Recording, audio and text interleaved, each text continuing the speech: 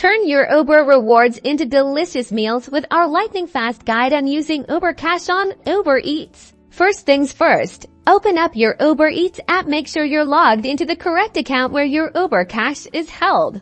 Once the app is loaded, we need to get to where you can manage your payments. Tap on your profile icon, usually found in the top corner, to open up your account menu.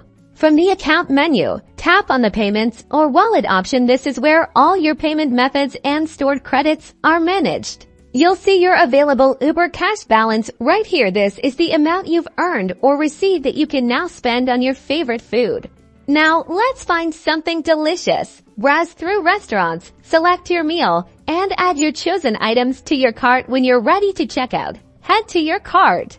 On the checkout screen, before you confirm your order, you'll see the payment options. Look for an option to apply your Uber Cash. Simply tap the toggle or checkbox next to use Uber Cash to apply your available balance to the total cost of your order. You'll see the amount deducted in real time. And just like that, your Uber Cash has been applied.